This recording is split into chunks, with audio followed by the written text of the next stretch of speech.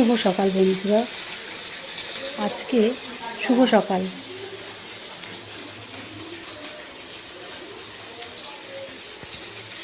শুভ সকাল বন্ধুরা।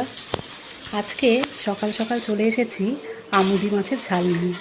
সাধারণত আপনারা সবাই সর্ষে বাটা দিয়েই করেন, আমিও করি, কিন্তু জানেন তো এই বর্ষাকাল সর্ষে বাটা খেলে বড্ড শরীরটা খারাপ করবে।